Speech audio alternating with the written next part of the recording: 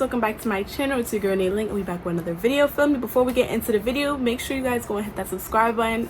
1.6k is the goal, so show some love, show some support. But I do thank you guys for getting me to 1.5k so quickly, so thank you very much for that. As you guys can tell from the title, I'm going to be talking a little bit about mental health today. I noticed that you guys really seem to enjoy the college videos, so I want to continue to give you guys that, but I want to do more than just answer your questions. You guys ask a lot of questions about the dorms, the classes, and stuff like that, but you guys don't really ask about the emotional aspect of college that is very much real. So I want to make sure I touch on those topics, and after that, after this video, make sure you guys go and check out the rest of my college videos if you have not seen them already.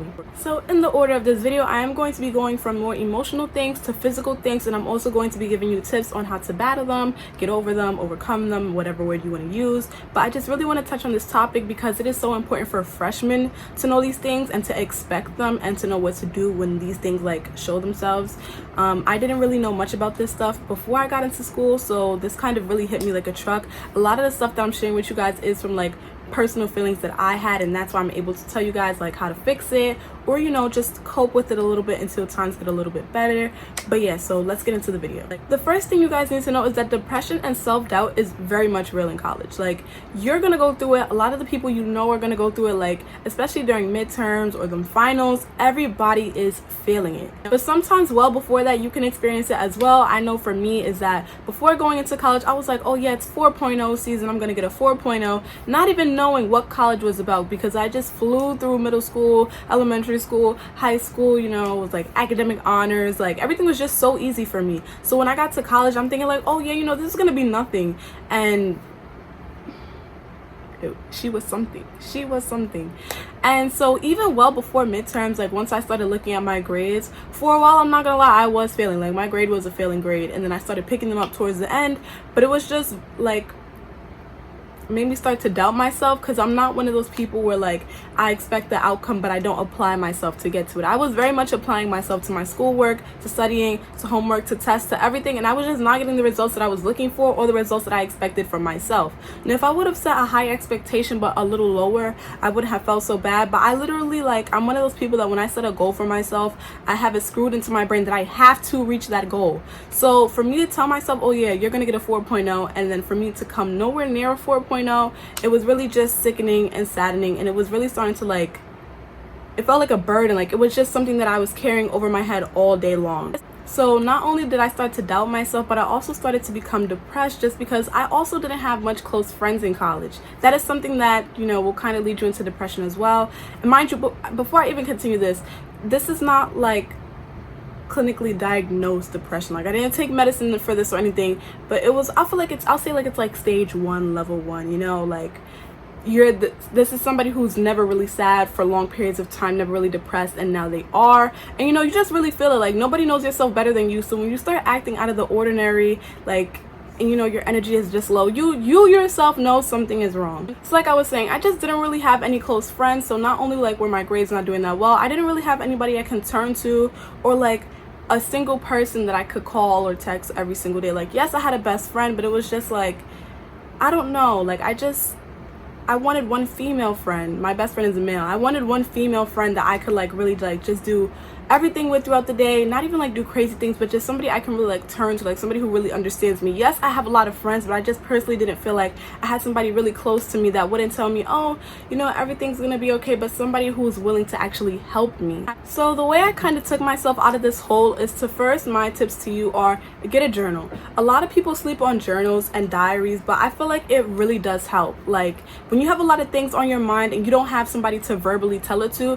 if you just write it down, and I'm not even saying you can write complete sentences, sometimes your sentences won't even make sense, but if you're able to just sit down and just write everything that's on your mind and how you're feeling and just get it all out, you will feel better. You just write it down, and you can either rip the page out, rip it up, throw it out, and it's okay, that side of me is gone now, those feelings are gone, I feel better now, I feel relieved.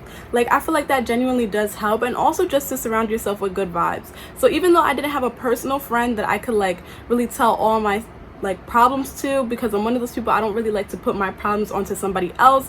I did have friends that I could be around that just gave me good vibes, and sometimes just being around good energy and good vibes can really help you. And even if all your friends are sad, if you guys come together and just do like a weekend of fun stuff, you will feel so much better. Like, it's crazy. Like, it's crazy what just being around people can do. So the next thing I want to talk about is stress. Oh my goodness gracious, you're gonna be stressed the whole time throughout college, literally the whole time, except for probably moving day. You're not gonna be stressed. You're gonna be like, I'm late, but feel me, after that you're gonna be stressed, so prepare for that. People tend to get really stressed when there are like exams and tests coming up, especially in college, because exams and tests weigh so heavily on your grade. Like, literally one exam is probably worth like 5 to 6 homeworks. Like, the grading is just ridiculous. So you want to generally, I don't know if I was gonna say generally or genuinely, I don't know, either word, you want to and I still didn't pick. You want to generally do well on those exams or tests. So people start to stress themselves out with studying, trying to remember all the information, you know, just they go crazy. People also tend to get stressed when they become overwhelmed with a lot of homework and assignments that happen to be due around the same time. Now, there are ways to prevent yourself from getting stressed to this extent. If you're one of those people who likes to do their work like throughout the week, like say you have 2 weeks to do something and you literally start on it the first day you get the assignment and you just take your time so you don't have to rush, you will not be stressed. But if you're one of those people who like to wait until the last day or the last 2 days or the night before or a couple hours before you have that class or a couple hours before you have to turn in the assignment to decide you want to start your work, you're going to stress yourself out so much, because even though you went 2 weeks of having fun and not doing your work, that doesn't mean you're not thinking about it. You know you still have to do it. You know it's like it's a big part of your grade, and you're going to stress yourself out. You're going to break out. Like, when I first got to college, I got a big breakout on this side of my face. I have one now, but that's from like my mask. But before that, like before Corona was even a thing, I got a big breakout here because I was literally just so stressed. Do not do that. If you want to prevent yourself from being stressed, definitely study way advanced before a test so you're not trying to remember so many things in such little time. And definitely spread your homework and assignments out, so this way when you have 3 assignments due in one day, especially if you're a science major, you're not rushing that same day to try to get everything done by 11:59 p.m. One thing that I know helped me when I was really stressed out, like even after I would turn in my work or like I would finish with a test, I would still be stressed just because, well, the homework not so much, but with an exam, yes, because I'm like, okay, what is my grade? Like, I don't know if I did well. Like, and sometimes you just need to take a break from studying. Like, say you're studying a lot. Like, say you have like 2 days to study before a test. Like, you shouldn't be studying just 2 days before a test, but say you did, right? You cannot study for 2 days straight or like the whole day, because you're going to stress yourself out, because you're not really retaining information. You're not really understanding what you're trying to remember. You're just remembering it in the order that you have it written in your notes, and you're just remembering the definitions you have there. You're not remembering it because you actually understand what it means. I hope I'm making sense. But when I was really stressed, as you guys know, I started posting gym vlogs, and that's because I found that working out actually de-stresses me, if that's a word. Like, when I work out, I literally forget about all my homework, all my assignments, anything that stresses me, I just toss it out the window. I just put on my music and I work out, and I don't be doing the little girly workouts. Like, I'll be using a heavy medicine ball, doing Russian twists. Like, I'll be in the gym for like a good hour and a half, 2 hours. Like, I was really like going in, working out, going back to my room covered in sweat, and that just really helped me de-stress, because it's like any stress I had or any anger I had built up, I would just focus it towards working out, and it just helped me so much. Now, I'm not saying you have to work out to, you know, help relieve your stress, but just definitely find something that's not related to schoolwork in no way, shape, or form that genuinely makes you happy when you do it, and I promise you it will help you de-stress. It can be painting, drawing. I used to draw. I don't really do it as much anymore, but that definitely helped me with stress. It can be cooking. It could be watching YouTube videos. It could literally be anything. As long as it's not related to your schoolwork and it takes your mind off of it for a couple hours, you will like literally like see a difference in your stress, because it's like you're not worried about it. You're like in a comfort place, a happy place. So now those were the emotional things. I'm gonna go more into the physical aspects of like what you should know for college.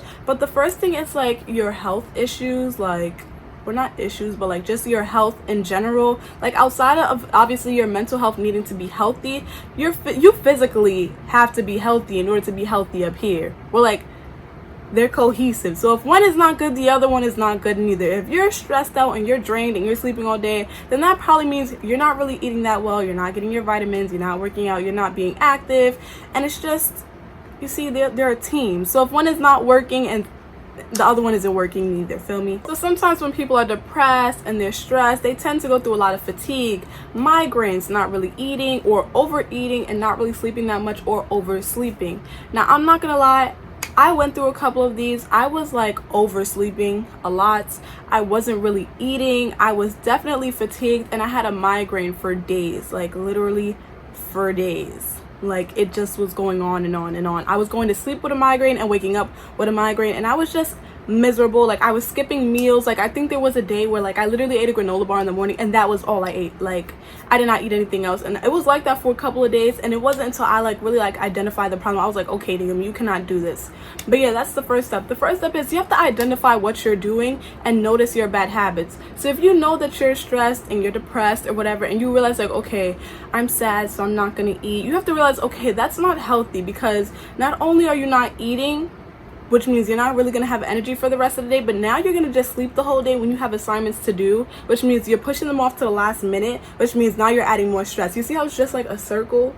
Like it's just going to keep going around and around and around and around and around, because you're not fixing it. However, if you identify the problem and you fix it, the circle will end. Like it'll break. It'll just be like, poof. So I noticed I wasn't really eating like that, so I made a schedule for myself. This is how I helped myself. I made a schedule. I literally sat down and I just planned out how my day was going to go throughout the day. Because I was so stressed, I knew that I had classes, but I didn't really have specific times that I was going to eat, or specific times that I was going to study or do my homework, or just make time for free time. So, you know, I sat down and I was like, okay, I put my classes down first, so I knew like what time I had to go to class. And then after that, between classes or after classes or before classes, I figured out, okay, this is when I'm going to eat breakfast. This is when I'm gonna go to the CC and I'm gonna get lunch. This is the time that I'm gonna eat dinner. This is the time I'm gonna have like a little snack to give me like a little burst of energy. Like I really had to sit down and put this down, just because I was so stressed. I was forgetting to eat, and then because I forgot, I'll just put it off and be like, okay, I'm not hungry, forget it. Like you really need to eat. That is really important. Like even if you're overeating, I would prefer someone to overeat than for them to not eat at all. So after I started realizing that I wasn't eating, and I started fixing my eating schedule and my study schedule, my stress started to go down, because it's like, okay, I don't feel overwhelmed, because I know right now I have free time, and I know later on I have time planned to do my work, and that's enough time throughout the day for me to do that stuff and then get a good night's sleep.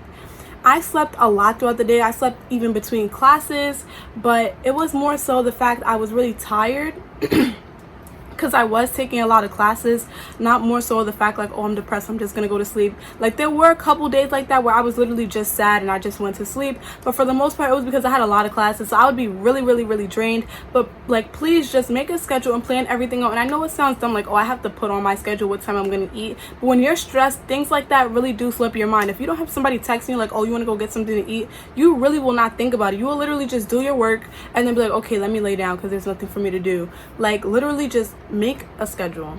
If you're having fatigue and migraines, make sure you're taking some type of medicine to help with the migraines. And if you're getting migraines and fatigue, well, not really fatigue, but migraines, that's because you are literally overworking yourself. Like you stress yourself out so much to the point your head is hurting, and with stuff like that, you need to take a break. I got to that point one time. Like literally that week that I was talking about where my head was just killing me the whole week, that was the first time I've ever pushed myself to that extent, just because I was taking a lot of classes, I had a lot of work to do, a lot of exams were coming up, and I just was so overwhelmed that my head was just like exploding on the inside. My brain canceled itself. It was like, yeah, I'm done, I'm out of here, I can't do this no more. And with that week, like I legitimately like had such a bad migraine that when I realized it was not going away, there was just one morning and I was just like, you know what, Naomi, today is going to be a personal day. Today you are going to get yourself back on track. You're going to get yourself in check. You're going to make sure you're healthy. And that's what I did. Now, I'm not saying miss class all the time. You don't want to do that, because you will miss a lot of information. But if one time out of the semester, one time, because like most classes you have like 3 days that you can miss, and then like 2 additional days or whatever. It's like in total like 5 days. I don't really miss class, so that's why I was able to take my personal day. But I was just like, you know what, like let me take this personal day. And I literally took medicine, I relaxed, I just laid down and listened to music. I didn't think about schoolwork, I didn't think about notes. The notes I missed that day, I got them like on another day, because literally that day I just had to worry about myself. Like, and that day helped me so much, because it was just the day I needed. Like, I'm always running around with books and stuff, and that day just allowed me to just really like relieve myself, like to just stretch, go to the gym, and just really relax and tell myself like, okay, Naomi, like your mental health is really important, and so is your physical health. And if you're stressing yourself out, you're not worried about neither one of those things when you really should be, because the only way you can do great is if you're physically and mentally great. Feel me? And now the last thing I want to talk about is draining friendships. Like, if you guys want a separate video on like toxic friendships and stuff like that, or relationships, let me know. But right now I'm gonna like vaguely cover it. But you're going to meet a lot of people in college that you probably want to be friends with, or that you are friends with, or you're close friends with, but the friendship just isn't right for you mentally, because you may feel like, okay, like, yeah, I like them, they're my friend, but you're giving more than you're receiving. In a friendship, relationship, whatever type of ship that it is, everything should be 50-50. You should not be giving someone 90% and they're giving you 10%. So if somebody is your friend, but you feel like you're constantly babysitting them, or you're constantly having to give them guidance, or you're like parenting them, so you're more so of their parent rather than their friend, then you're giving 90% and they're giving you 10, because you're just worried about them more than you're worried about yourself. And I'm not saying that's a bad thing. Sometimes friends do need to pick me up or shoulder to lean on, but if that's what the whole friendship is based around, then you either need to let them go or you need to distance yourself, because they're not a leech. Okay, you do not need people leeching onto you, especially in college, because you have enough going on as it is. Even if your friend is in a relationship, right, and they keep coming to you about their problems, and they just need your help with the decision, but they don't really listen to the decision, they do what they want, and that's physically draining you, like you're tired of hearing about it, you're tired of thinking about it, you can let them know, listen, that is your relationship, I've helped you enough, you're not listening, I don't want any parts of it. You have to protect your energy and your peace of mind, so you do not have to help someone. If somebody's friendship is physically draining, like you're trying to be their friend, but you just keep hearing that they're talking about you, or they just require too much attention to be your friend, you can let them know, listen, I like you as a person, but you require way too much out of this friendship, and I don't want to be a part of it. I'm not saying you have to cut people off, but you do have to know how to distance yourself. Be friends with someone for a distance. But from a distance, because I'm telling you, friendships will drain you, and that's why you really shouldn't have too many friends. Like, you can have 1,000,001 people that you say hi and bye to, but your close friends should really be friends that meet 50-50 when it comes to the friendship, and you know that they're there for you the way that you're there for them. And also, you cannot expect you from somebody else the way somebody else cannot expect them from you. So you cannot expect everyone to react in a situation the way you would react, because they're not you. The same way you would not react in a situation the way they would react, because you're not them. So you can't always set high expectations for how people will react, because when you have to remember, everybody's coming from a different background with different friendships, where their friendship might be the perfect norm from where they come from, and to you that's like, why are they friends? Like, that's fake. But like, just really protect your inner self. That's all I have to say. Distance yourself. Let people know if you're being stressful, I'm trying to protect my inner peace and my mental health, and either you're gonna get right or you're gonna get left. Feel me? So get it together. Anyways, that is all my tips and everything I feel like you need to know for mental health in college. I hope you guys found this video very, very helpful. I will go back to, answering Albany questions and stuff like that. I just wanted to take a temporary pause and put this in there because school is around the corner, and I feel like you guys really needed to know about this. Even if you don't go to Albany, these tips apply to just any college student, so I feel like this was very important. But yeah, if you guys enjoyed this video, please make sure to like, comment, and subscribe. Hit that bell notification for your girl, please. But definitely give this video a big thumbs up if you found it helpful. I hope you did. But until next time, I'll see you guys in my next video. Bye.